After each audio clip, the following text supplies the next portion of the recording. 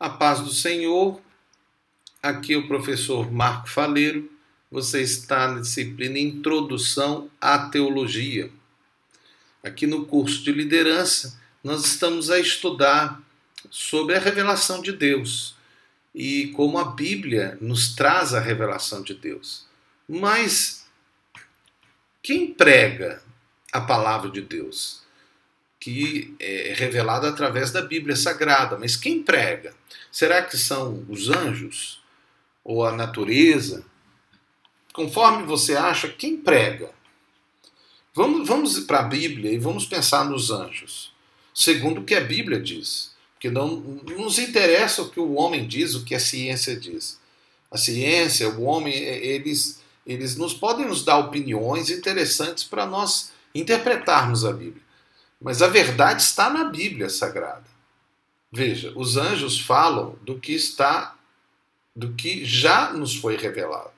Diz lá em Mateus 28, 5 a 6, mas o anjo respondendo disse às mulheres: não tenhais medo, pois eu sei que buscais a Jesus que foi crucificado.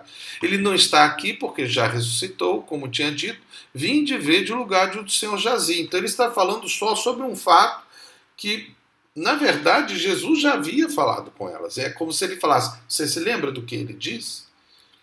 Veja, em Lucas 2,10 fala: e o anjo lhe disse: não temais, porque eis que aqui vos trago novas de grande alegria, que será para todo o povo. Mais uma vez referente àquilo que é o nascimento de Jesus. Mas veja, isso já havia sido profetizado por profetas.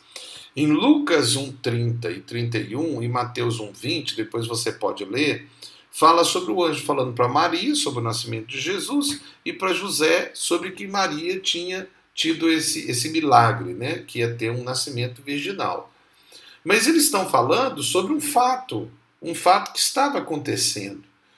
Em Atos 10 e 11, os anjos falam para os que viam Jesus subir, que estava acontecendo naquela hora, e falando que ele iria voltar, mas era algo que eles estavam vendo e que já havia sido profetizado para eles. Então os anjos trouxeram uma mensagem de lembrança para quem? Para a igreja. Os anjos trazem mensagem de Deus para o seu povo, o povo de Deus, mas nada além do que já foi revelado. Mas os anjos na Bíblia não pregam.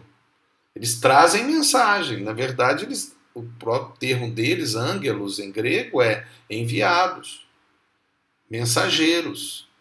Se Deus não usará anjos para pregar, será que ele vai usar o próprio Jesus? Também não. Ah, mas Jesus veio ao mundo aqui e pregou 3 anos e meio. Sim, isso é o Evangelho. Mas o fato é que depois que Jesus ressuscitou e a igreja iniciou a atividade como igreja, conforme o nome que Jesus deu, lá em Atos capítulo 2, com a chegada do Espírito Santo, a partir dali da ressurreição e da vinda do Espírito Santo, quem prega na terra não é Jesus, não é os anjos. Ah, mas as pedras clamarão, sim. Mas aí você tem que ver o contexto do que é pedras. Depois a gente fala sobre isso. Mas o fato é que Jesus só aparece na Bíblia para consolar e revelar para a sua igreja. Veja o caso de Paulo e João. João na ilha de Patmos recebendo o livro de Apocalipse e Paulo recebendo 3 visitas de Jesus. Talvez até uma 4ª, porque existe aquela dúvida sobre aquele homem que Paulo disse que teria subido ao céu e provavelmente visto a Jesus. Mas e o caso dos incrédulos? Pois veio para pregar para os perdidos, Jesus? Ali não. Somente Paulo é o único caso da Bíblia que ele recebe uma visita de Jesus ressuscitado na Bíblia. E esse, então, seria a nossa perspectiva de ensino, quer dizer, porque é o único caso que Jesus aparece para o incrédulo. Nos 40 dias depois da ressurreição, ele somente aparece para os seus discípulos, ou seja, para a igreja. Depois da sua ascensão aos céus, teve o caso de Estevão, que viu nos céus, né? E depois para Paulo 3 vezes ou 4, conforme nós falamos, e João. Depois da ressurreição, então, Jesus apareceu 18 vezes na Bíblia. Somente uma vez para um perdido, que é Saulo de Tarso, que depois se converteu e mudou o nome para Paulo. Né? Essa única vez está em Atos 9, 3 a 8, Jesus se apresenta para Paulo, o alerta daquilo que ele estava fazendo, mas não prega o evangelho para ele. Veja o que a Bíblia diz. E disse-lhe o Senhor, levanta-te e entra na cidade. E lá o quê? Na cidade te será dito por quem? Depois a gente estudando o texto do livro de Atos, a gente vê um crente, né, um cristão, que fala, prega para Paulo, Paulo se converte e esse crente batiza ele. E será dito o que convém fazer. Então veja, é a igreja que prega. Conforme a Bíblia, Jesus enviou a igreja para pregar ao mundo. E disse-lhe, está lá em Marcos 16, 15. O ide de Jesus, ide por todo mundo e pregar o evangelho a toda criatura. E de quem? Jesus estava falando com a igreja. E não tem mais nenhuma outra ordem a outro na Bíblia. Veja Mateus 28, 18 a 20.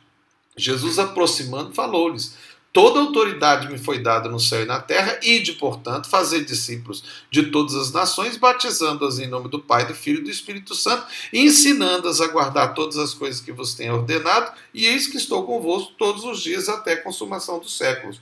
Então a igreja, Jesus disse que a igreja deve pregar. Agora você pode perguntar, professor, mas as pessoas podem perceber que Deus existe? Sim, podem. Isso é um fato.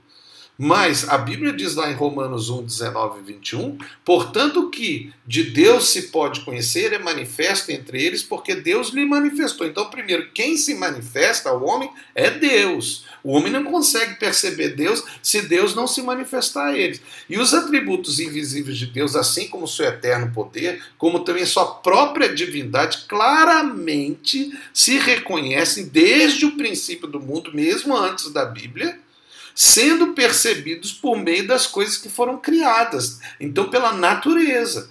Tais homens, por isso, são indesculpáveis, homens que talvez não tenham recebido a pregação do Evangelho, portanto, tendo conhecimento de Deus, não o glorificaram como Deus, nem lhe deram graças, antes se tornaram nulos de seus próprios raciocínios, obscurecendo-lhes o coração insensato. Então, é o raciocínio insensato que faz o homem não acreditar em Deus. Na verdade, a Bíblia diz até que o homem que não acredita que Deus existe, ele é tolo.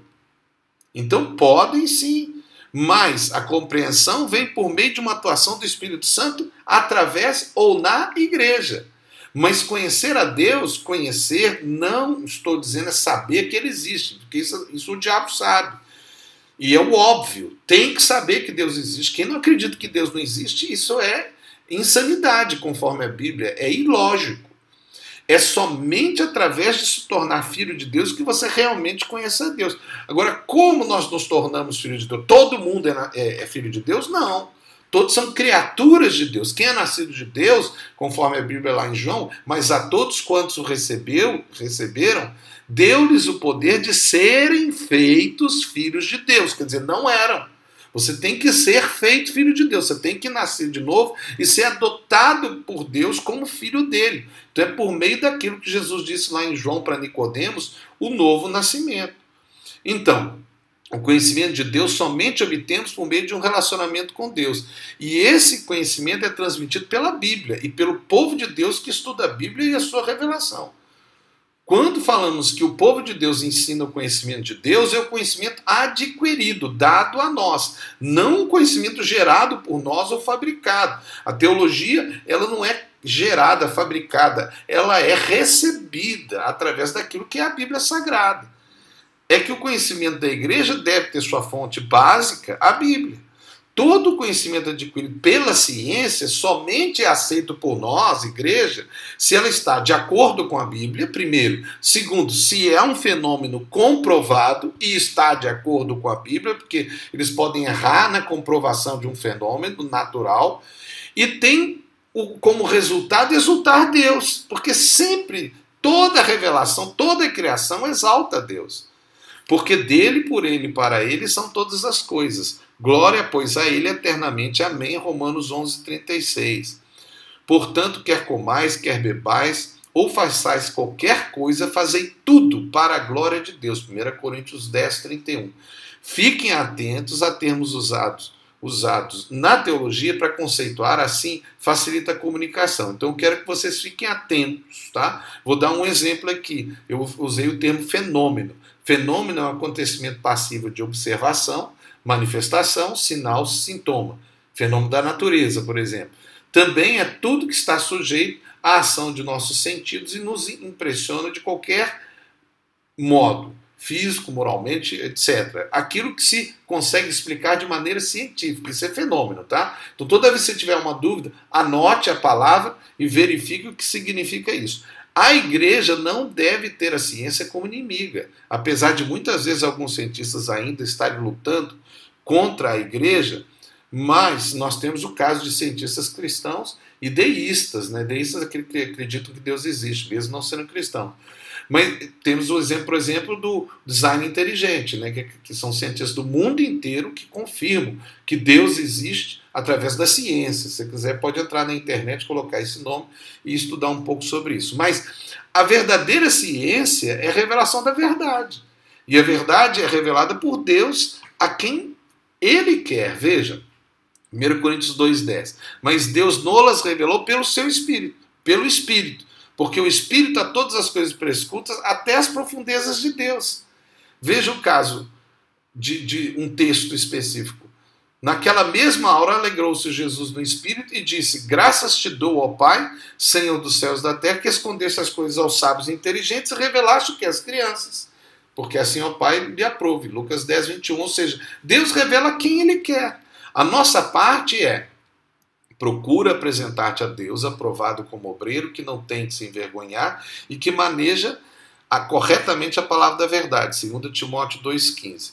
E lembre, Jesus respondeu: vocês estão enganados, pois não conhecem as Escrituras nem o poder de Deus. Marcos 12, 24. Duas realidades para não sermos enganados: conhecimento e poder, ou carisma, como nós gostamos de usar o termo. Aqui no texto não fala de caráter, isso é verdade. E sabemos que muitos têm caráter sem conhecimento e o poder, e são enganados. E sabemos que tem pessoas que têm conhecimento, mas não têm poder e são enganados. E outros que têm poder, mas não têm conhecimento e são enganados. Veja, precisa de haver essa conjunção, né, de conhecimento e poder, conhecimento de Deus e o poder de Deus. E o caráter? Não podemos acrescer nada ao texto, né, porque o texto não fala do caráter, mas a Bíblia tem muitos textos, então busquemos sobre caráter na Bíblia. Veja, lá em Efésios 4, 24, fala: e vos revistais do novo homem, que segundo Deus é criado em verdadeira justiça e santidade. Ou seja, um novo homem com caráter, né, que é como Deus é. Conforme a Bíblia, em Cristo somos um novo homem. Ou como 2 Coríntios 5, 17 diz, uma nova criatura, uma nova criação. Esse novo homem é criado em justiça e santidade. Está sendo criado em nós. Ainda não somos o que seremos, mas já somos por meio da fé. Esse novo homem, o texto diz, revestimos. Então temos de ser pessoas que buscam ser justas e santas, ou com caráter. Veja, então temos que ter conhecimento e poder para não sermos enganados, mas somente alcançaremos o poder e o conhecimento de Deus com caráter, ou sendo como Jesus é. Agora podemos ligar os 3 pontos: conhecimento, carisma ou poder e caráter. Tome uma atitude. Cria em mim, ó Deus, um coração puro e renova dentro de mim um espírito inabalável. Salmo 51, 10. Lembre, sem mim, Jesus, nada podeis fazer. João 15, 5. O caráter do perverso é maligno, caminha de um lado para o outro, murmurando atrocidades. Provérbios 6,12. Não podemos ter esse caráter, que é do perverso. Para terminar, não desista. Se retroceder, nele não se compraz a minha alma. Leia depois esse texto com calma, Hebreus 10, 35 a 39. Isso é teologia. Você está na disciplina Introdução à Teologia com o professor Marco Faleiro. Deus abençoe você em nome de Jesus. E se você precisar, pare, reveja essa aba para saber falar mais sobre o que foi falado. Deus te abençoe em nome de Jesus. Amém.